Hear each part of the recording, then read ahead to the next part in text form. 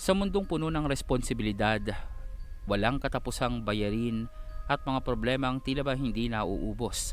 Marami sa atin ang naniniwala na ang pinakamalaking kalaban ng tao ay ang kahirapan at hindi kung ano pamang kababalaghan at katatakutan. Araw-araw, gigising tayo bago pang sumikat ang araw. Magpapakahirap sa trabaho, pakikipagpatentero sa mga kapwa nating nagsusumikap at nagkukumahog upang kumita at maghanap buhay. Sa hapon ay uuwi tayo ng pagod at parabang nauupos ng kandila. Dala ang pag-asang siguro, marahil, bukas ay magiging mas maayos na ang lahat. Ngunit paano kung sabihin kong may mas nakakatakot pa kaysa sa hirap ng buhay? Habang ang karamihan ay mahimbing na natutulog matapos ang maghapong paggawa at pagpapagal sa araw, may mga nilalang na matyagang naghihintay sa pagdating ng dilim.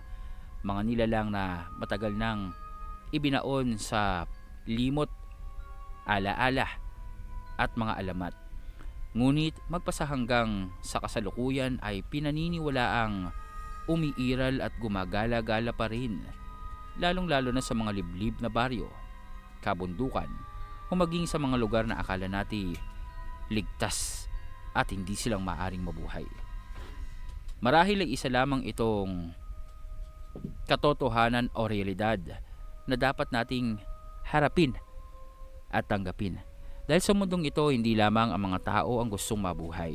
Hindi lamang ang mga tao ang nangangarap ng mapayapa at masaganang araw-araw na pamumuhay, kundi marahil ang mga kagaya nila. Kagaya ng ating kwento sa gabing ito tungkol sa pagkakatrabaho na sa hindi man lamang inaasahang pagkakataon at sitwasyon sa kanilang buhay ay magkaroon ng engkwentro sa nilalang na sa buong pag-aakala nila ay hinding umiiral. Siguro isa na sa nakaugalian talaga ng mga Pilipino, lalong-lalo na ng mga trabahador o mga tatay, kuya at mga manggagawang kalalakihan ay ang magkaroon o kumain ng mga street foods kagaya ng isaw, barbecue, mga laman loob ng baboy at manok. Lalong-lalo na ito ang mga paboritong pulutan ika nga ng ating mga Pilipinong manggagawa. Lalong-lalo na sa masayang inuman. Ika nga, ito ang tatak Pinoy at hindi kang nabuhay sa Pilipinas kung hindi kang nakatikim nito. Subalit, maiisip mo ba na ang mga bagay na kagaya nito ay maaaring magdulot ng katatakutan at kababalaghan sa iyong buhay? Ang kwentong ating ilalahad ay naganap sa taong 1973 sa isang hindi tukoy na lugar dito sa Luzon. Isang mapagpalang araw po sa inyo at sa lahat ng nakikinig sa channel na ito. Nais ko lamang po sanang maibahagi ang aking kwento ng katatakutan na sana ay gusto ko na lamang ibaon sa limot. Ngunit sayang naman po dahil sa nitong mga nagdaang taon po ay nahilig ako sa horror narration. At naisip ko sa aking sarili na bakit hindi? Bakit hindi kong ibahagi ang personal kong karanasan sa ganitong uri ng katatakutan? Panahon po ito na kakatapos pa lamang ng isang holiday sa aming trabaho. Siyempre po, pagkatapos ng maikling bakasyon o pagpapahinga, ay balik trabaho na po ang isang katulad ko na tindero po sa palengke. Opo, tindero lamang po ako at hindi ako may-ari ng tindahan. Namamasukan lamang po ako upang magbantay ng isang stall sa isang kilalang pamilihang bayan po sa aming lugar na dinarayo po ng maraming tao. Dito po akong lumaki na. Simula po ng nasa elementary pa lamang po kasi ako ay trabaho ko na o hanap buhay ko na ang pagtitinda ng mga kakanin, sampagita, kapag araw po ng mga puso ay mga bulaklak, kapag araw naman po ng patay o yung tinatawag nilang undas, kandila, bulaklak o kung ano paman. Kapag Pasko naman po, kung ano-ano lamang po, kahit ng mga pambalot sa regalo ay itinitinda ko. Mga bagay na hindi ko po alam kung anong term sa inyong lengguwahe, pero yung iaangkat mo mula sa mga may-ari ng paninda. Tapos dadalhin mo sa palengke at papatungan mo ng kaunting sentimo para naman may kita ka. Nagkaroon po ako nito ng, sabihin na nating matandang kaibigan na may-ari ng tindahan ng kung ano-ano lamang. Natawagin nating si Mang Ranilo. Siya po ang tila bang tumayo bilang pangalawang tatay ko dahil nga po sa aking ama ay isang lasinggero. Hindi ko po masasabi na isa siyang ideal na magulang. Pero nagpapasalamat pa din po ako sa kanya dahil sa dinala niya po ako dito sa mundong ibabaw. Kaya nga lang po, kung sa standards ika nga ng pagiging isang responsable at mabuting magulang, lagapak po siya at hindi papasa. Maayos naman po ang nagiging trabaho ko kahit sabihin na natin na below minimum po ang kinikita ko kahit sa mga panahong iyon. Pero ang katunayan nga po na hindi po akong nakapag-aral ng matino at wala pong oportunidad noon na lumalapit sa akin upang makapag-aral ng maayos ng walang ibang alalahanin, ay mas itinuon ko na lamang po ang aking atensyon sa pagtatrabaho. Sa katunayan po niyan para sa akin, dahil sa nakasanayan ko na ang ganung uri mga trabaho, ay magaan na lamang po ito sa akin. Noong umpisa, mahirap po kasi mahina po ako sa arithmetic. Mahina po ako pagdating sa pagbibilang ng pera at madalas po ay nagkukulang ang aking benta sa araw-araw. Mabuti na lamang po at itong si Aling Esther at si Mang Dodong na katabi po naming stall na tindahan naman po ng kung ano-anong kagamitan sa bahay na gawa sa kahoy, ay tinutulungan po ako at binabantayan po, lalong-lalo na kapag alam nilang dumadagsa ang mga mamimili sa aming tindahan. Kaya naman po sa kalaunan ay natuto na rin po ako. Doon ko pong natuklasan na hindi naman pong lahat ng bagay kailangan matutunan mo sa loob ng eskwelahan. Pero hindi ko naman pong dinidiscourage or kinukumbinsi ang mga kabataan na huwag na mag-aral. Mas mahalaga pa rin po ang pag-aaral. Yun lamang po sa aking sitwasyon ay wala po akong ganoong oportunidad. Kaya kailangan ko pong gumawa ng mga alternatibong kaparaanan upang mag-survive ika nga sa araw-araw na pamumuhay. Sinabi ko po sa sarili ko na hindi po sa habang buhay ay ganito ako. Pero ayoko naman pong madaliin ang lahat ng bagay. Bagamat nakaplano na ang aking buhay para sa akin at malinaw na nakikita ko na kapag nakapag-ipon po ako ay magtutuloy ako sa aking pag-aaral at kahit pang vocational ay papasok po ako. Ngunit aaminin ko po at hindi ko namang sasabihin na isa akong banal, santo o matuwid na tao dahil po sa aking pagkabata ay naging lasinggero din po ako. Iyon po kasi ang nakamulatan ko. O siguro dahil na rin po sa limitado ang mundong ginagalawan ko. At iyon lamang po ang nagiging, sabihin na nating, pahinga ko sa maraming alalahanin sa buhay. Isang Sabado ng hapon ay dinaanan po ako nitong si Anselmo at Reynan. Mga kaibigan ko po na naroon ding may pwesto sa palengke.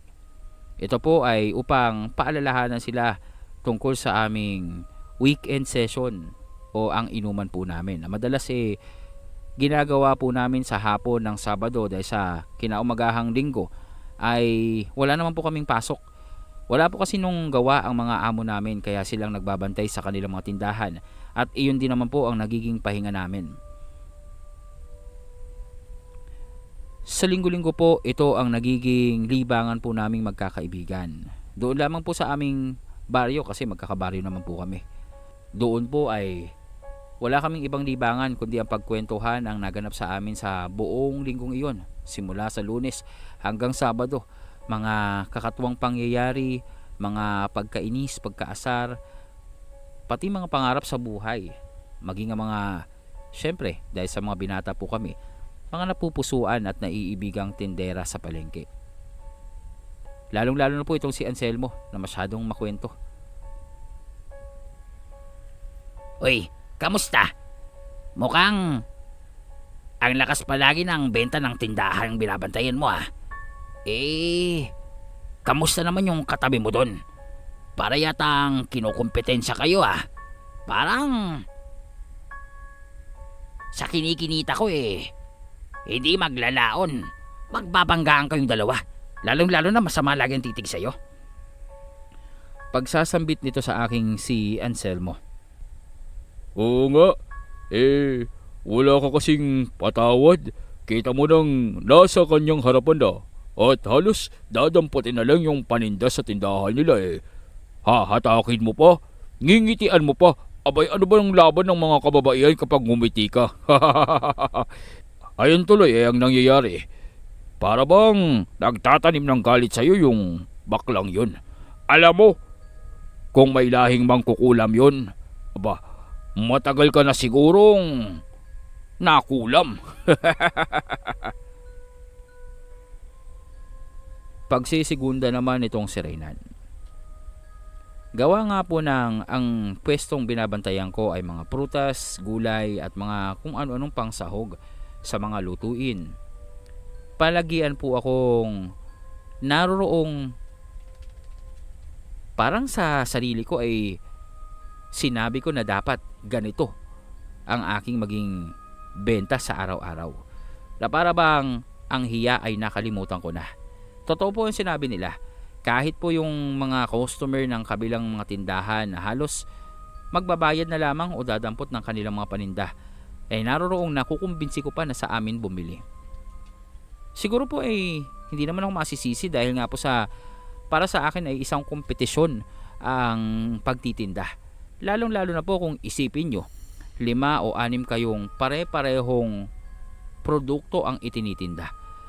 Kung wala po akong gagawin na kakaiba upang mangibabaw, mas kuminang at mas mapansin ng mga mamimili, siguro po ay hindi po ganun kalalago ang tindahan ng aking amo.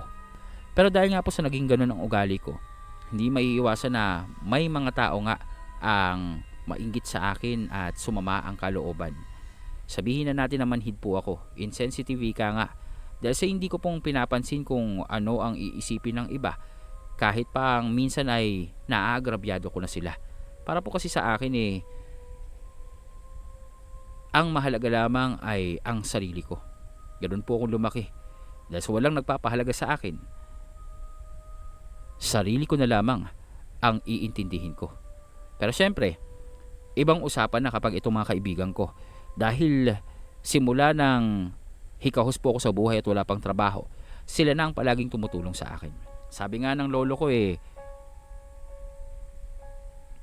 sa buhay na ito, parang malawak na digmaan ang mundong ginagalawan, na kapag hihina-hina ka at wala kang dalang armas, tiyak, una kang babagsak. Maliban pa doon, hindi maiwasan ang kwentuhan na mapunta sa kababaihan.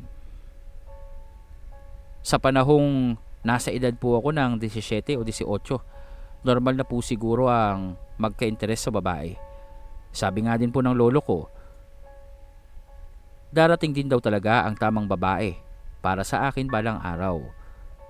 Kailangan ko lamang na maging handa.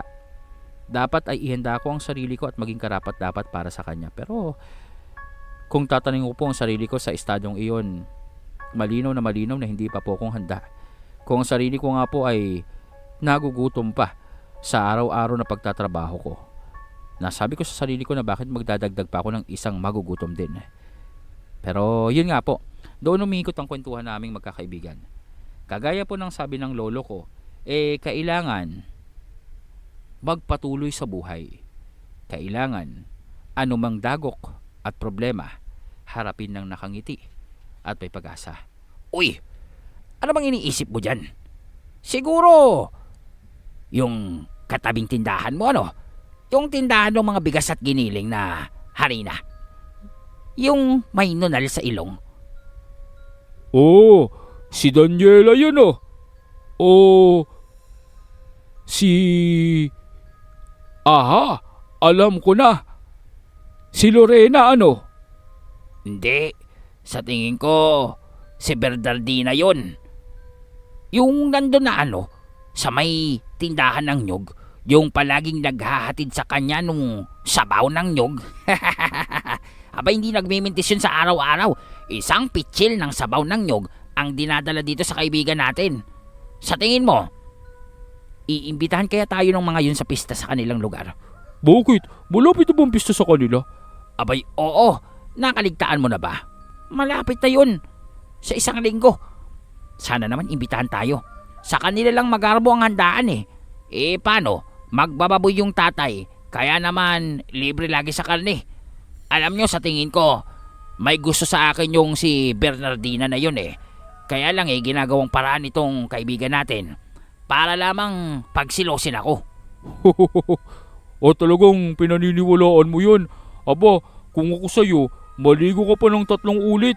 Para naman, magaya ka dito kay Piping. Tingnan mo, ilan bang mga tindera sa palengke ang pumupunta sa kanya para magpapansin lamang? Alam mo, ako pinapangarap ko din ang maging ganyan. Yung maging lapitin ng mga chicks. Sa ngayon kasi lapitin ako ng mga bayarin at utang eh. Paano? Itong si kuya.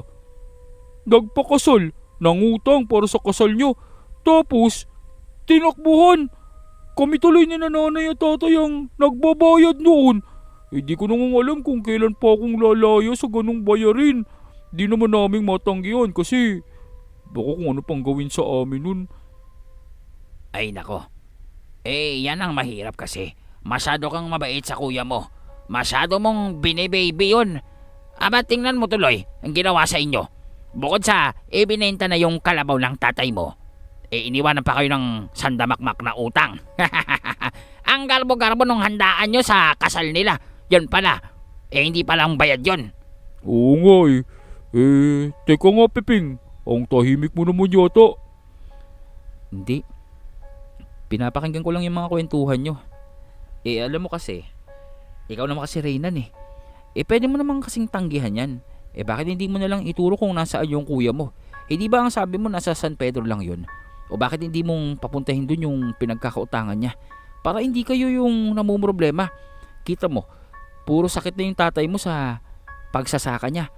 Tapos yung nanay mo naman, ang payat-payat na, kakagawa ng mga basahan. Ikaw, kita mo, ang taba-taba mo na dahil sa dami ng problema mo. Grabe ka naman. Hindi naman ako mataba ah. Medyo malaki lang talaga ang tao. Mataba ka talaga. Ayaw pang aminin Reynan eh. Alam mo, tama itong si Piping. Bakit hindi mo na lang talagang ituro yun? Kung gusto mo kaming magturo. Alam naman namin kung nasan yung Kuya Pablo mo eh. Andun lang yan oh. Nakita nga namin nung isang araw nagbibilyar. Tsaka minsan nasa sabungan. Tapos hindi ba lang kayong iniisip? Bayaan nyo na yun. Ayaw lang namin ng gulo ng nanay at tatay. Isa pa, baka atakihin pa sa puso ang tatay kapag nagkaroon ng sagutan at gulo sa pagitan namin. Yun ang iniingatan ko. Hay, yan ang problema kasi sa'yo. Masyado kang mabait. Tingnan mo ako. Sarili ko lang iniisip ko. Paano? Sarili lang din naman ng tatay mo iniisip niya eh. Mabuti nga hindi kang ibinibenta pa nun. Subukan niya lang. Maglalayas ako sa bahay namin. Akala niya ba hindi ko kaya ang sarili ko? May trabaho naman ako. Bukod pa doon simula nang iwan kami ng nanay, palaging inuman at sabungan na lamang pinupuntahan niya. Pagkatapos laging galit kapag walang pagkain sa bahay. Sino ba naman ang tatagal sa ganung buhay? Kahit namang sabihan mo, paalalahanan mo, may bugbog lamang ang mapapala ko. Kaya alam mo, isang araw kapag nakapag-ipon ako, aalis talaga ako dito. Pupunta ako ng Maynila. Doon ako maghahanap ng trabaho. Uy, isama mo na lang kami. Sabi nila maganda daw dun sa Maynila. Doon daw ang pag-asenso, sabi nung tito ko. Taga Maynila kasi yun. Alam mo, pag umuwi dito, ang daming daladalang alak. Oo, lahat naman paso yung mga alak. Oh, hindi ah. Wala namang napapasong alak. Anong wala? Lahat bukas yung mga alak. Natikman mo ba yung isang dinala mo sa amin? Abay, wala nang lasa. Ganun daw talaga yun. Tama na nga yan. Teka nga, Peping. Tungkol dun sa babaeng pabalik-balik dun sa tindahan nyo, yung mahabang buhok, Yung palaging nakabestida? Alam mo, sa tingin ko talaga, may gusto din yun sa'yo eh. Paano mo namang sabi? Eh paano? Kahit betchin sa'yo bibili. Pupunta ng palengke para sa betchin? Sino ba naman ang matinong babaeng kagaya nun? Oo nga, natandaan mo ba nung isang araw, bibili daw ng plastic labo, lalagyan daw nung barya niya, tapos pupunta dyan kay Piping. Alam mo Piping, patulan mo na yun. Tingin ko naman disenting babae yun. Sayang, kung pakakawalan mo, akin na lang. Mga loko-loko. Huwag nyo namang pag-initan yung mga customer ko.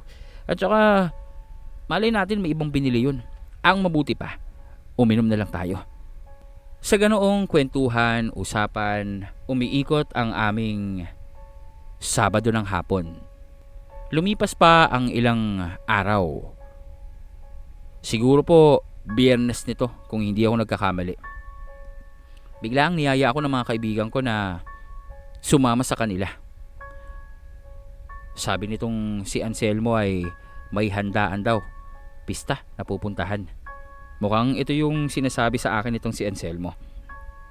Yung pista patungo sa baryo nung napupusuan yung babae, yung tindera po ng nyog, si Bernardina.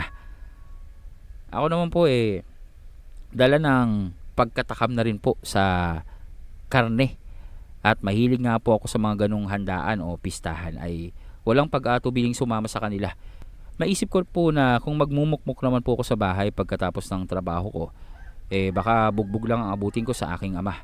Kaya naman po mas minabuti kong sumama sa kanila. Total, wala naman pong pakialam sa akin ng aking tatay kahit pang hindi akong umuwi ng ilang araw sa bahay namin.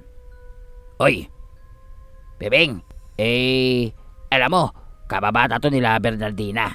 Nakausap namin nung isang araw doon sa may simbahan. Ikaw kasi hindi kang sumama sa amin. Sabi ko sa iyo galante yun si Pader. Abay, inutusan lang kaming maglinis doon sa likod ng simbahan. Alam mo ba, binigyan kami ng tag-100. Pagkatapos pinagmerienda pa kami doon. Ang sarap ng kaldereta. Tapos, pinag-uwi pa kami ng mga prutas. Dapat sumama ka. Kung papipiliin ako noon sa pakikipag-usap sa mga babae at sa pagkain, para pong mas matimbang sa akin yung pagkain. Habang sila abala sa pagpapakitang gilas dito sa mga kababaihan, ako naman po halos maglaway na sa nakikita kong napakaraming putahe na narorong inihain sa mahabang lamesa. Kaya naman po, nang makita kong wala na sa akin ang atensyon nitong mga kaibigan ko, ay naroroong nagdahan-dahan na po ako dumampot ng malaking plato at makapal na kutsara at tinidor. At naroroon pong inumpisahan ko ang tikman ang mga pagkaing sabihin na nating bibihira ko pong matikman sa aking buhay. Hanggang sa nang matapos po ang pagkain ay syempre po hindi mawawala ang inuman. At habang nag-iinom po kami, sinabayan ko po ito ng pasimpleng pagkain ng aking ibinalot na lechon. Wala po kasi sa aming pulutan yung lechon at naroroon lamang po sa harapan ng bahay. Para bang ito yung pamoso nila o pang display nila para sa mga bisitang naroroong papasok. Isang napakalaking lechon. Ginawa ko po ay binakbakan ko po ang balat nito at ang mga taba, lalong-lalo na yung nasa may tiyan. Inilagay ko po ito sa isang supot at naroroong, nakakayaman pong sabihin, ay inilagay ko po sa aking bag. Pero hindi ko na matiis ang sarili ko. Gusto ko itong kainin at tikman habang sabihin na nating malutong pa yung balat. Alam ko po kasi na kapag kinalaunan ay kukunat na ito. Kaya naman habang naroroong abala sa pagkukwentuhan itong sila Anselmo, ako naman po abala din sa pagngat-ngat ng aking itinagong lechon. Tanda ko pa noon, pulutan po namin mga laman loob, papaitan po yata ang tawag doon. Meron pong dila ng baka na parang kinilaw ba ang tawag doon? Marami pong sibuyas at kalamansi. Amin ko po masarap talaga yon. Hindi ko nga pong alam kung paano nilang iprenoseso yon. Basta alam ko po inihaw muna nila yon tapos nilagyan ng mga kung ano-anong sahog at gulay. Ang ilan po doon ay iprenepara nitong kaibigan o bagong kakilala namin, ang magkakaibigang dalaga. Ipinagmamalaki pa ito nitong si Anselmo na noon naman ay dumidiskarte na kay Bernardina. Para bang sabihin natin naka-target lock na itong kaibigan ko upang makascore dito kay Bernardina. Habang marahang umaandar po ang oras sa aming pag-iinuman, siguro po normal na rin po ang kung saan-saan makarating ang kwentuhan. Para bang simula sa pang-araw-araw na pamumuhay, naroon pong napunta kami sa mga kwento ng kababalaghan, kwento ng aswang. Alam nyo mga pre, hindi naman sa nagmamayabang ako dito at nagmamarunong, pero kung hindi ako nagkakamali, dyan sa kabilang baryo, meron daw nagpapagala-galang manananggal. May ilang residente na daw ang nakakita dito at gabi-gabi daw, dumadaan doon sa may malaking puno ng balete. Kamunti ka na nga daw masabit doon sa kable ng kuryente. Kaya lang nakaalis pa daw. Ang sabi, nagsaan yung pusa. Pwede ba yun? Manananggal na pusa? Parang di pa ako nakakita nun. Loko-loko, basta, ganun nga yung kwento at saka ako ba yung nagkwento? Narinig ko lang din naman yun. Sabi mo Ayun na nga, ang sabi ko nga, kwento-kwento lang naman to. Kwento nung si Ma'am Pabling, yung, alam mo yun, yung palaging bumibili sa akin nung dugo. Aba, ang sabi, isang gabi daw, pauwi sila galing inuman. Pagkatapos, dumaan sila dito sa bahay nung kumari nilang buntis. Akala nila aso daw yung naroroong sumisigok-sigok sa may tarangkahan ng bahay, doon sa may gate. Pagkatapos nilapitan nila, balak sanang sipain itong si Ma'am Pabling. Kaya lang, nung paglingon sa kanila, bigla daw nanlisik yung mata at parang namula. Pagkatapos biglang lumipad. Ayun, na-stroke si Mang Pabling. At ngayon, pag nagsasalita, ganito na. Kita mo yon? Ikaw talaga pinagkatuwaan mo pa yung matanda. Malay mo, na-stroke lang talaga yun at kung ano-ano nang pinagsasabi. Ganun daw talaga kapag tumatanda. Nag-uulyanin at kung ano-ano nang kinukwento. Ba't maniwala ka sa akin? Kahit nga yung si Mang Tonyo na kasamahan niya, ganun din yung kwento. Na-stroke din ba siya? Hindi, loko ka. Basta, kung ako sa inyo, huwag kayong pupunta dyan sa Santa Ines. Kasi, nandyan namumugad yung aswang. Sabi ng lolo ko bata pa lamang sila. Nakikita na nila yon. Yung matandang nandun nakatira sa may lumang balon. Uy, alam ko yun. Hindi ba madalas pumupunta tayo dun para manguha ng mangga? Oo, tumpak, dun nga. Pero, ang tagal na natin hindi nakakapunta dun. Akalain mo yon, buti hindi tayong inaswang dun. Kung nasabi nilang may aswang talaga dun, ibig sabihin nun maaaring pumunta din yun sa atin? Kumpirmado na bang yung kilala nilang tinatawag din na aswang, yung talagang nangangaswang sa mga buntis? Baka naman, dayuhan to. Sabi kasi sa akin ng lola ko. Aba, ayaw mo talagang magpatalo. May sinabi din yung lola mo. Aba syempre, bakit yung lolo mo lang marunong? Ang sabi ng lola ko, kapag mga aswang daw na nasa sariling lugar, hindi daw yan ang bibiktima ng mga kalugar nila. Dadayo pa yan sa ibang lugar para dun kumain. Kaya sa tingin ko, hindi yan yung matandang tinutukoy ng lolo mo. Mali yung lolo mo. Aba, sinabi mo pang mali ang lolo ko. Maraming nalalaman yon at hindi siya magkakamali. Maniwala ko. Mas marunong yung lola ko. Aba, magkaklase kaya yung lola at lola ko. Sabi ng lola ko, nangungopya lang yung lolo mo at mahilig kumuha lang ng bayabas sa labas ng eskwelahan. Kaya mas magaling yung lola ko. Pero, seryoso, hindi nang bibiktima talaga ng mga kabarangay at kabarin nilang isang aswang. Maniwala ko. Kasi kapag ganun, papalayasin daw sila. Hindi na sila makakatira dun. Alam nyo, tama itong si Taba. Reynan po pangalan ko. Hindi Taba. Taba. O siya, Reynan kong Reynan. Alam nyo, tamang sinabi niya.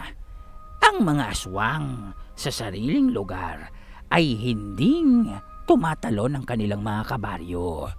Kaya, yung aswang na tinutukoy mo na nakita ng kakilala mo ay hindi talagang taga roon. Malay nyo, naririto sa pista. Aba, kung naririto man yan, magpakita siya sa akin. At siguro mata lang niya ang walang latay. Nakikita niyo po itong aking kutsilyo? Ba, bigay pa to sa akin ng lolo ko. Ang sabi niya, pamana ito sa kanya ng tiyuhin niyang Kastila. Meron daw tong orasyon Kaya kapag isinaksak ko to sa lalamunan ng aswang na yan, ba, siguradong mamamatay siya. Kahit naman siguro kapag kahit sinong saksakin mo sa lalamunan, mamamatay.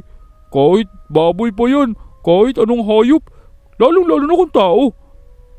Basta, ang sabi kasi ng lolo ko, hindi basta-bastang namamatay ang aswang sa mga sugat na gawa ng mga normal na sandata. Patalim.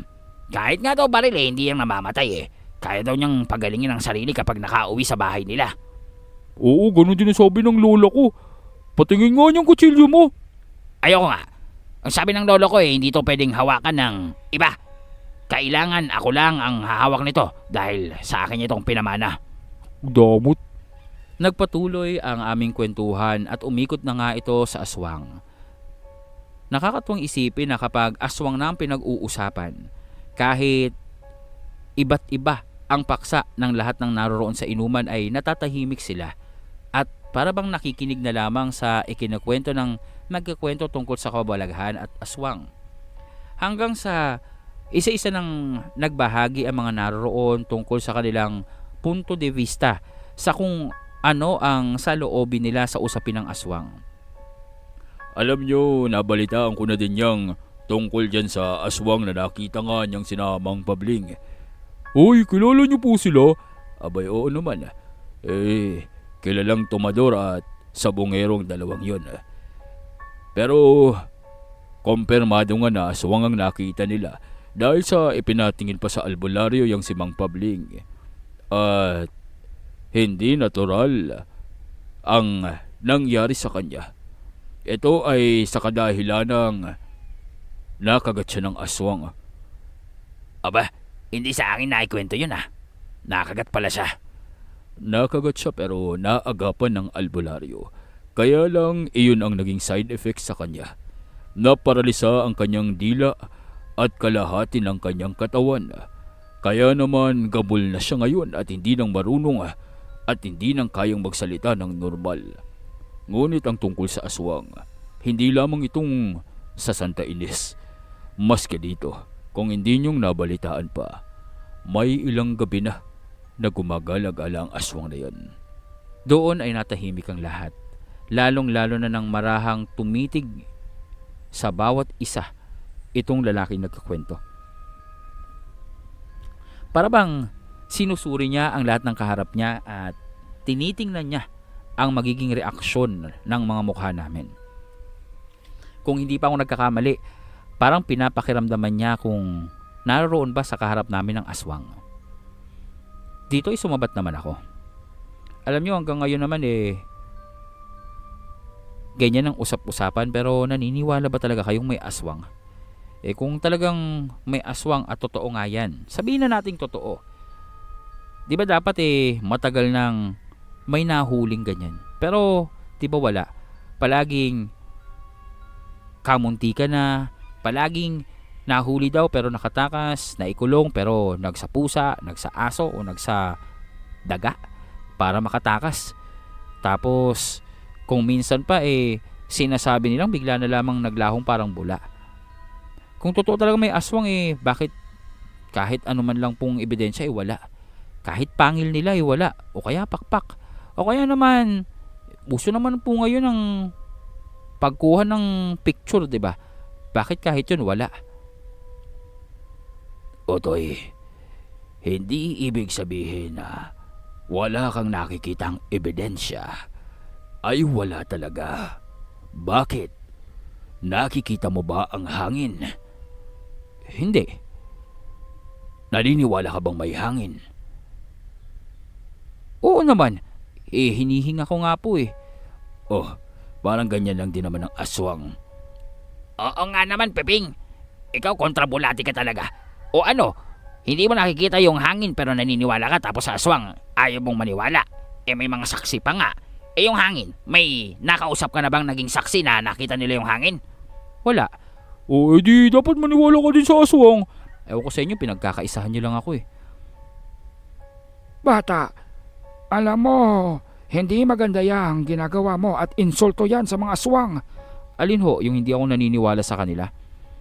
Mismo, alam mo bang hindi mo dapat yan sinasabi, lalo na at Biyernes.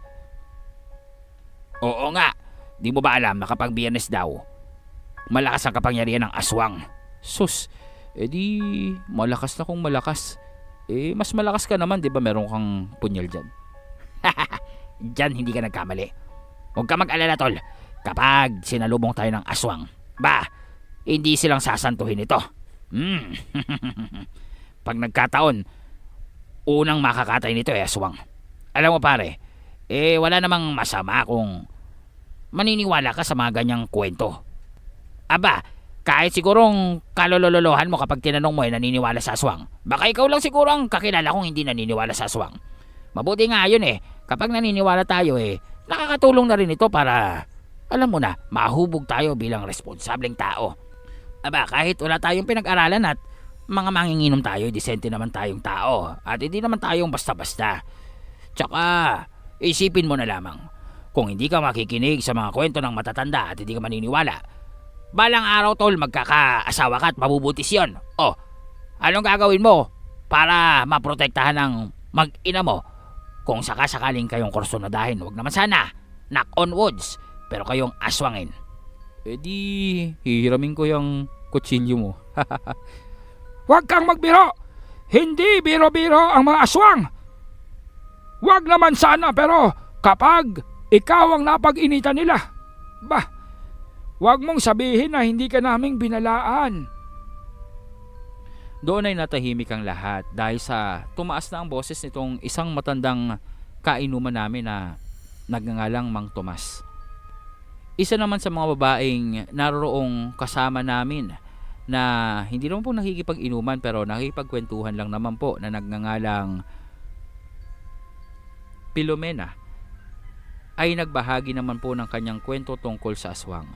Ayon dito ay siya mismo kasama ang kanyang mga kamag-anakan ay ginambala na rin po at nakaengkwentro ang mga aswang. Ayon sa kanya, nagmula pa po siya sa Cagayan de Oro. Ika pa nito, masyadong masalimuot daw ang kanilang naranasan doon. Kaya naman nagpasya ang kanyang mga magulang na umalis doon at lumipat at doon nga po napadpad sa lugar namin. Ayon pa dito, isang maulang gabi daw ng Biyernes, bahagyang pataas na rin po ang tubig sa kanilang lugar.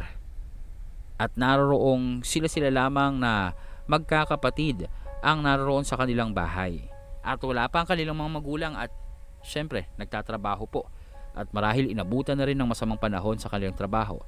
Naroroon silang nakatanaw lamang sa bintana, nag-aantay ng pagdating ng kanilang mga magulang at nag-aantay para sa kanilang hapunan. Habang siya ay naglalaga ng talbos ng kamote, naroroong bigla na lamang daw, para bang may sumisigaw sa likod ng kanilang bahay. Sa panahong iyon ay ipinagbubuntis po ng kanyang ate ang panganay nito. At ang kanyang bayaw o ang asawa nitong kanyang ate ay naroroong abala sa pagkukumpuni ng likod bahay nila dahil nga po sa nasira ito ng malakas na hangin. Doon nga po ay naulinigan nila na itong bayaw niya ang sumisigaw. Hindi nilang alam, akala nila ay tinatawag lamang para magpatulong. Pero nang dumungaw itong si Pilomena doon sa kanyang bayaw, nagulat na lamang daw siya na naroroong hawak-hawak ito ng isang nilalang na nakakatakot. Tila bang tinatangay papaitaas at naroroong sugat-sugat na ang mga kamay nito na nakakapit sa yerong naroroong itinagpi niya sa pintuan ng kusina para sana maharangan ito. Sa pagkatalanta di umano nitong si Filomena ay naroroong walang pag-aalinlangan niyang kinuha itong pampana ng kanyang tatay sa dagat o pangingisda. Agad niya itong ginamit upang asintahin itong nilalang na hindi niya pang tukoy. Hindi niya pa kasing alam noon na aswang nga ito. Pero yun nga po ang nangyari. Dahil nga po sa mahina siya sa pag-aasinta, sa halip ng aswang ang tamaan niya ay tinamaan niya muna itong bayaw niya sa balikat.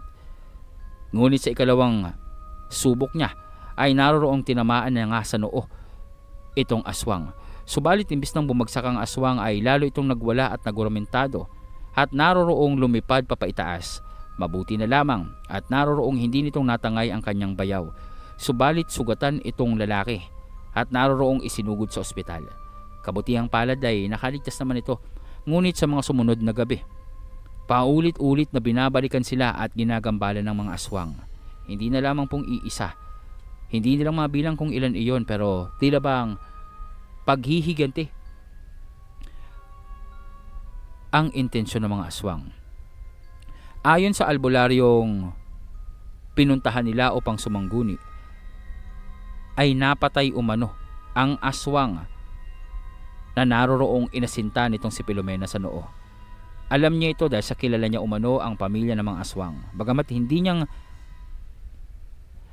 hindi niyang ibinuking o ibinulgar kung sino ang pamilyang ito, ngunit pinayuhan niya ang pamilya ni Filomena upang lisanin na lamang ang kanilang lugar at tumawid ng dagat upang hindi na silang guluhin pa.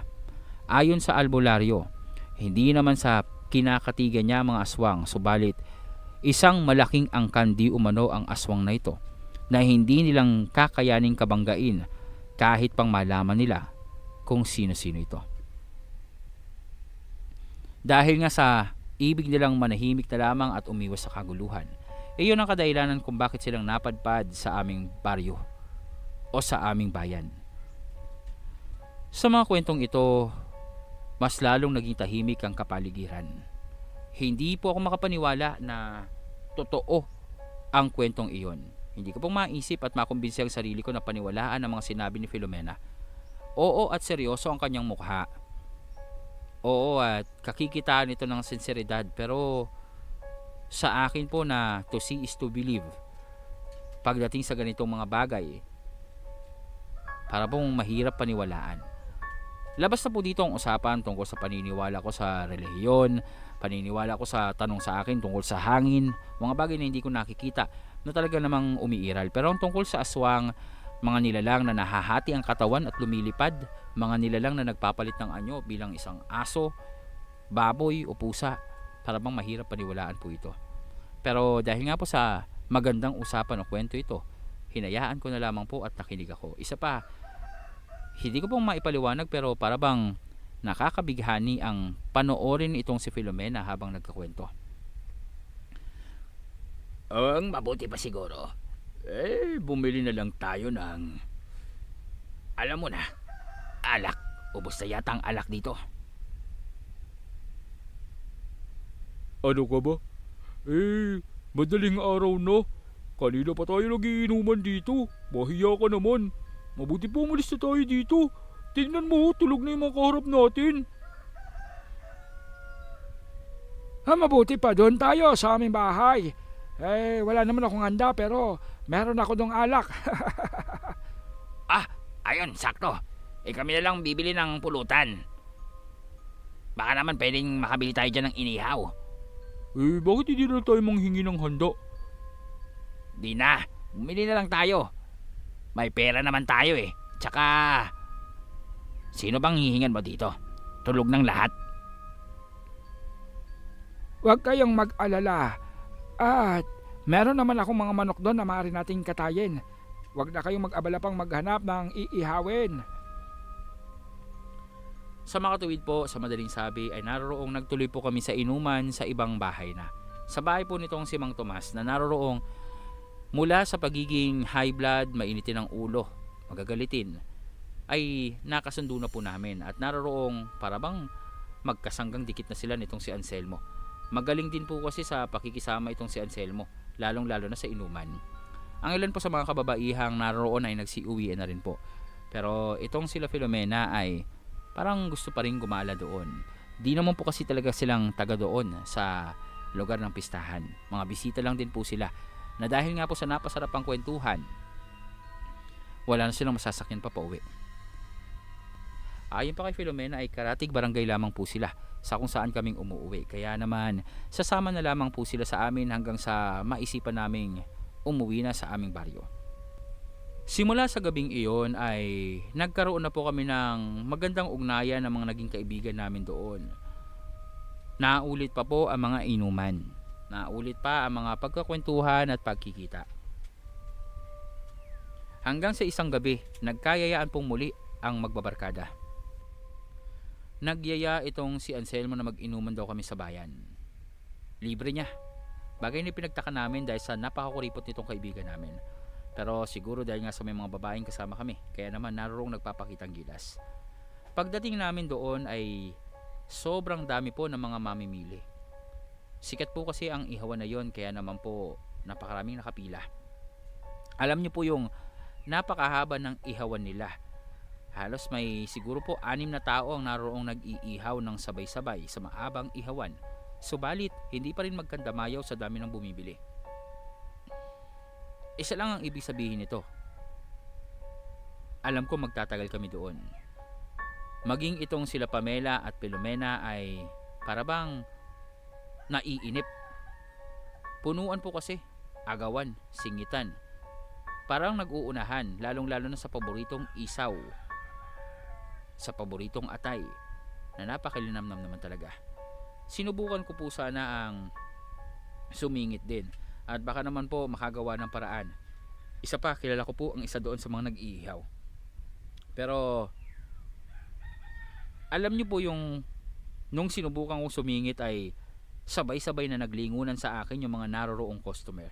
Kaya naman po nahiya ako at bigla akong napatras. Ending po, nagantay na lamang po kami hanggang sa magkaroon po kami ng pagkakataon na bumili. Ay, ang tagal nyo ah. Ano? Sakto na ba yung mga binili nyo? Tara na. Nauuhaw na ako. Parang tuyong-tuyo na yung bahay ala ko. Pag-uwi ka nitong si Anselmo, kaya naman po nagmadali na nga kami at nagtungo kami sa isang lugar na sabi niya nga ay mura ang inumin. Parang isang kubo lamang po ito. Tapos lamesang yari po sa kawayan. Ang sahig po nito ay lupa lamang po. Medyo may pagkabuhangin nga. Pagkatapos may ventilador na luma, isang lumang telebisyon na hindi ko pong alam kung gumagana pa. Tapos yung ilaw po napakadilim, napakasakit sa mata. Pero maganda naman po yung lugar. Malapit pa po sa dagat, kaya naman po natuwa kami. Ganun na nga po at nagkainuman kami. Kamusta naman ang kwentuhan niyo ng dalaga, paring Piping? Yung si Filomena, nakita ko parang abalang-abala kayo sa pag-uusap kanina habang bumibili ng barbecue doon Panunokso nitong si Reynan sa akin. Di kong naisip na napansin niya pala yung pakikipagkwentuhan ko kay Filomena na naroong tumulong nga po sa akin sa pag-order ng mga barbecue namin. Siyempre hindi ko namang itinanggi at masaya naman ako noon, magaan ang aking pakiramdam. Nakakatuwang kausap kasi itong si Filomena. Ayon pa dito kay Reynan, tinatawag niya daw po ako ng mga sandaling iyon pero parang labis na nakatuon ang aking atensyon dito kay Filomena kaya hindi ko siyang napansin.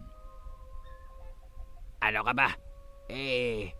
Wag mong masyadong pansinin niyang si Piping. Bibihira na lamang yan magkagusto sa babae.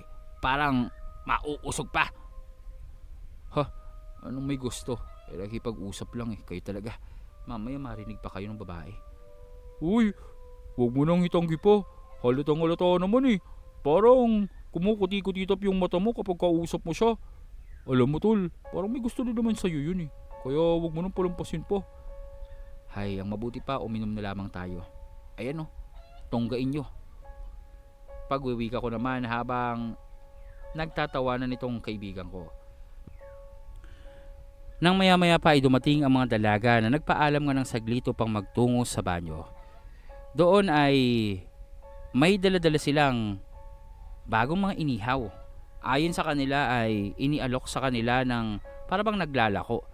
Ipaubos na lamang daw para makauwi na. Kaya naman po wala nang nagawa itong sila Filomena kundi ang kunin ito. Mabuti na lamang po ay may mga sausawan pa kaming natira at naroroong may 4 pang kalamansi.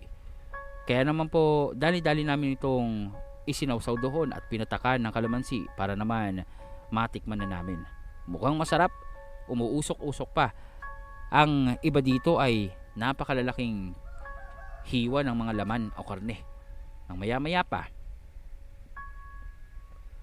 Anak no, pre ano to? Ano nangyari sa inihaw natin? Paano naging ganito? pag-uwi ka sa akin ng aking kaibigang si Renan habang naroroong umaalingasaw ang napakabahong karne. Tama po. Ito po kasi yung mga karne na dinala sa amin itong sila Filomena na ayon sa kanila ay inialok ng isang tindera na gusto nang makauwi sa kanilang bahay at may sakit daw ang apo, kaya naman ibinigay ng mura sa kanila ang mga paninda nitong inihaw. Aba malay ko sa'yo pre. Di ba? Sila Filomena ang bumili niyang inihaw na yan. Saan niyo ba kasing nabili ito? Sino ba yung babaeng binila niyo nito? Pagtatanong naman ni Anselmo na para bang may pagkagalit na sa kanyang boses at naguguluhan na din dahil sa nakikita namin na naroroong para bang bumubula-bula ang mga karning ito at napakabaho ng amoy. Masakit sa lalamunan at hindi naming matagalan kaya naman nagsilabasan kami doon sa kung saan kaming umiinom. Mamaya-maya naman po ay nasa lubong namin itong isang matanda na suki namin sa palengke. Ito po si Lolo Dolpo at naroroong nagulat din sa aming parabang pagtatakbuhan. Teka lang. Oh, bakit naririto kayong tatlo? Ano ba ginagawa niyo at bakit kayo nagmamadali? Wika nitong si Lolo Dolpo at naroroong umiiling-iling pa dahil nga sa akala niya ay may kaguluhan kaming nasangkutan pero agad na ikinuwento nitong si Anselmo ang naganap. Lolo Dolpo, kayo po pala yan. Paano po kasi? Mukha yatang nalintikan kami ng aswang. Yung mga barbecue po na binili namin, andun po, nangitim at saka bumaho. Sambit nitong si Anselmo dito sa matanda.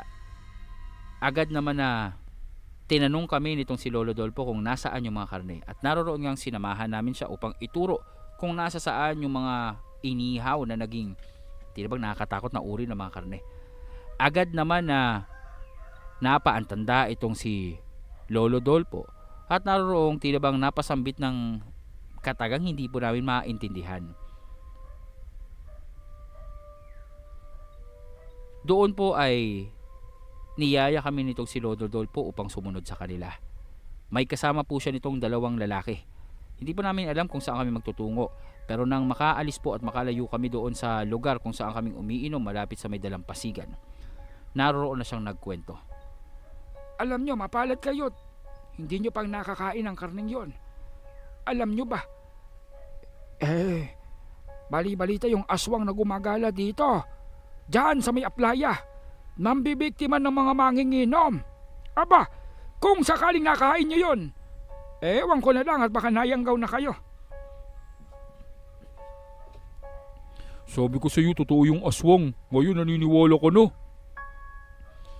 Wala po akong maisagot sa mga sinabi ni Reynan dahil nga po sa hindi kong maipaliwanag kung aswang ba talaga ang may gawa noon o baka may scientificong paliwanag lang naman ang nangyari. Alam niyo po yung tinatawag na chemical reaction. Bagamat hindi naman po ako nakapag-aral ng maayos pero may alam naman po akong katiting pagdating sa mga ganitong bagay. Pilit kong kinukumbinsi yung sarili ko na may paliwanag ito, may explanation ito na maaaring alam ng mga eksperto. Pero lahat po yun ay nagbago nang ituro sa amin itong sila Filomena ang matandang nagtinda sa kanila ng karne. Doon ay agad kaming hinila nitong si Lolo Dolpo upang magkubli sa kubong naroroon sa harapan namin. Diyos mio! At yan pa talaga ang nakasalubong nyo. Si Iluminada! Sino po siya?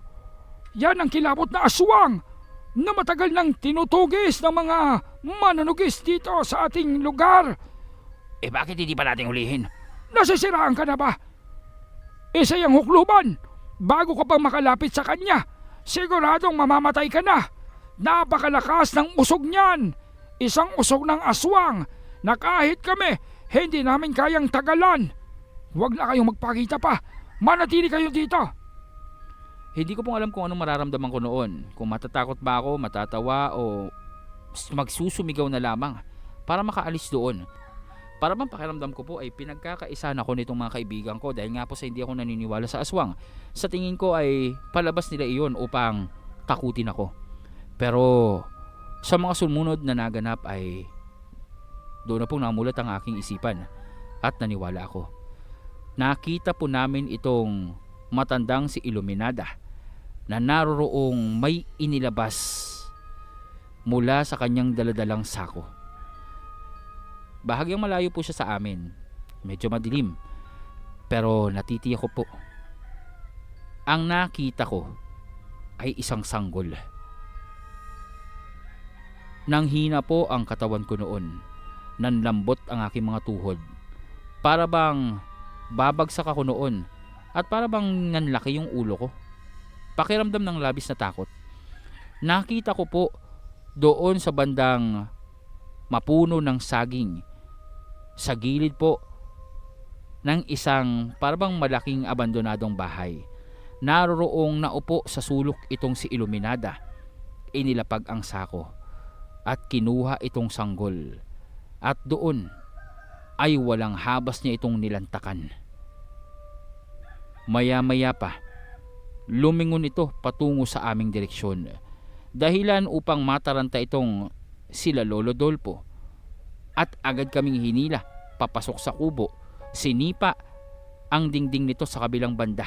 At naroroong dumaan kami doon papalayo sa kinaroroonan ni Iluminada. Madali na kayo! Hindi na kayong maaaring magtagal pa dito. Eto, ipahid nyo ito sa katawan nyo. Ano po ito? Basta ipahid nyo at huwag na kayong magtanong. Eto, dalhin nyo ito. Sumakay na kayo dyan at umuwi na kayo sa inyo. Kung maaari, huwag kayong bumalik sa lugar na ito sa loob ng 1 linggo. Bakit ho? Para hindi kayong masundan ni Iluminada. Hindi nyo bang nakita? Alam niyang naroroon kayo. Kayo ang susunod na punteriya. Ang katotohanan, inalok kayo ng karne ni Iluminada ay nangangahulugang kayo ang interes niya. Doon ay para bang gumuho ang aking mga pangarap. Nang sabihin niya sa amin na hindi kaming tatantanan ng aswang at iisa-isahin kami. Nakita ko po kung gano'ng karahas ang ginawa niyang paglapa sa parabang sanggol. Kaya naman po, hindi ko malaman kung anong gagawin ko. Ibig kong itanong kay Lolo Dolpo kung may paraan ba para tantanan kami nito. Para hindi na akong bisitahin pa. Natatakot po ako. Dahil sa madalas ay mag-isa lamang po akong naroroon sa bahay. Bukod pa doon, barong-barong lamang po ito at mga pinagtagpi-tagping lumang plywood at yero. Isang sipa lamang po dito ay siguradong masisira ito at mapapasok ako. Pero hinawakan ako sa kamay nitong si Filomena. Naramdaman ko panlalamig ng kanyang kamay at alam kong mas takot siya sa akin. Kaya naman po alam niyo yung otomatikong para bang natural na sa mga kalalakihan. Kailangan kong magtapang-tapangan. Kailangan kong ipakita sa kanya na kaya ko siyang ipagtanggol. Kaya naman po naroroong naglakas ako ng loob upang tanungin si Lolo Pablo. Lolo Pablo, ano bang dapat namin gawin? Sabihin na nating talagang sinundan kami ng aswang na yan. May paraan ba para mapatay siya? Hindi ba kapag pumasok naman siya sa bahay namin trespassing yun? At hindi kaming makakasuhan sakali mang may mangyari sa kanya o may magawa kami. Hindi basta-bastang papasok ang aswang sa bahay ng may bahay. Pero sakali mang sundan kayo, kailangan nyo siyang masugatan ng isang tansong patalim. At pagkatapos, kailangan nyong masundan ng aswang patungo sa kanyang bahay. Doon, makikita nyo kung ano ang ginagamit niyang panggagamot sa kanyang sugat. Kailangan nyo itong maagaw. Iyon lamang ang kaparaanan upang mamatay ang aswang. Maliban doon, kung kaya nyong lumayo sa lugar na ito, gawin nyo. Kung hindi nyo kayang makipaglaban ng mano-mano sa aswang, mangibang bayan kayo. Huwag na kayong magpapakita pa dito. Dahil ang aswang na si Iluminada, sa maraming dekada, ay marami nang napatay dito. Kabilang na ang aking ama at ang aking lolo. Dalawang pagpipilian. manatili kami doon at magtapang-tapangan o ang magpakalayo-layo kami at huwag nang bumalik pa sa aming lugar. Para sa akin, handa akong umalis. May ipon naman po ako kahit papano. Maliban pa doon, wala naman akong dahilan para manatili sa bahay namin na parang ako lang naman ang may pakialam. Bukod pa doon, itong si Filomena. Alam ko po na mas gugustuhin niya ang magpakalayo-layo sa kanyang pamilya kesa ang madamay ang kanyang buong pamilya sa mga bagay na may kinalaman na naman sa aswang.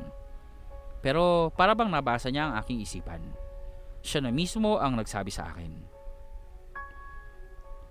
Peping, isama mo na lamang ako. Lumayo na tayo dito. Ayoko nang madamay pang pamilya ko sa kaguluhang ito. Pagod na kami sa kakatakbo. Alam kong pagod na sila nanay at tatay. Ipapaliwanag ko na lamang sa kanila ang kadahilanan. Pero maniwala ka sa akin. Hindi biro ang makabanggang isang aswang.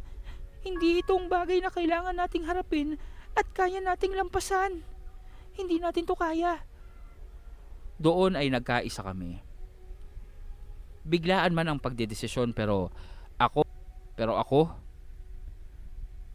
si Anselmo at itong si Filomena, maging itong si Bernardina ay naroroong nagkaisa upang magtungo sa ibang bayan, tawid ng dagat. Pero itong si Reynan, hindi niyang magawang iwanan ang kanyang ama at ina. Kaya naman mas pinili niya ang manatili sa aming baryo. Pasensya na kayo. Gustuhin ko mong sumama sa inyo pero may sakit ang aking ama at hindi kakayanin ng aking ina. Siguro naman hindi nila akong pababayaan at saka baka naman hindi na tayong masundan yung Iluminada na yan.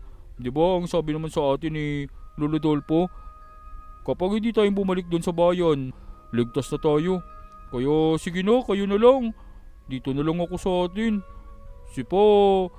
Wala naman akong lakas ng loob para makipagsapalaran sa ibang lugar. Tsaka mabuti kayo, meron kayong mga kapareha. Eh anong gagawin ko dun? Meron? Ikaw talaga? Basta, mag-iingat ka dito. Hindi ka naman namin mapipilit na sumama sa amin pero... Paano na nga? O ito, sayo na tong punyal. Ingatan mo yan ha. Kapag nagpakita sa'yo sa Iluminada, saksakin mo yan. Huwag mo nang paliligtasin pa. Talaga, ibibigay mo sa akin to? Wow, maraming salamat ha. Iingatan ko to, pangako. Basta mag-iingat ka dito Tsaka susulatan mo kami. Buwan-buwan, magsusulat ka sa amin para alam naming buhay ka pa. Grabe ka naman, para naman gusto mong mamatay na ako. Basta, magsulat ka sa amin. Hindi kaming babalik dito at mamaya balikan kami niyang si Iluminada. Mag-iingat ka dito. Maligo ka ng bawang. Grabe ka naman. Oo, mag-iingat ako at hindi na ako magpapagabi pa sa labas. Kakulungkot lang. Mawawala na yung 2 kainuman ko. Pero basta maging ligtas din kayo dun. At doon nga po ay bagamat tila bang walang katapusang pagpapaalamanan ang ginawa naming tatlo, pero kailangan namin ng umalis doon. Dahil nga po sa iba na ang pakiramdam ko. Sabihin na natin na kutob o di kaya naman dahil sa bukas kong third eye. Para bang nakikinikinita ko ang mangyayari sa amin kung mananatili ako doon. Lalong-lalo na at pakiramdam ko, yung mga titig nitong si Iluminada ay sa aking nakatuon. Kaya naman po, mula sa aming lugar, nagtungo kami sa Mindanao. Doon po kaming namalagi. Sa ilang taon po ay magkakasama kami nitong sila Anselmo. Subalit, nang magpasya silang bumukod dahil sa nabuntis na nga itong si Bernardina, nagkahiwalay na po kami. Nagtungo sila sa Davao at ako naman po kasama si Filomena ay naroroon pong nanatili bandang Kidapawan. Wala po kaming naging balita dito kay Reynan. Bagamat sabi namin na sumulat siya sa amin dahil nga sa sinabi namin o ibinigay namin sa kanya ang address kung saan kaming mananatili sa lugar kung saan may mga kamag-anak itong si Filomena. Wala po ni isang sulat kaming natanggap. Hanggang sa lumipas po ang dekada, nagkaedad na po ako, nagkaroon na ng mga apo. Saka pa lamang po ako nagkaroon ng pagkakataong umuwi sa amin. Doon ko na pong nabalitaan na ilang buwan lamang po nang umalis kami, nawala daw po si Reynan. Walang may alam kung saan siyang nagtungo. Hindi na daw po natagpuan pa. Wala na rin po ang mga magulang niya doon syempre. Walang ibang tagapagmana o maiiwanan ng kanilang lupa. Nakita namin doon ang walang kwenta niyang kuya. Kasama ang mga apo nito, kanyang asawa, na iba na nga po. Hindi na po itong yung pinakasalan niya na naging dahilan ng pagkakautang nila. Ibang babae na po ang kasama niya. Para bang nung makita ko siya gusto kong suntukin itong kuya niya.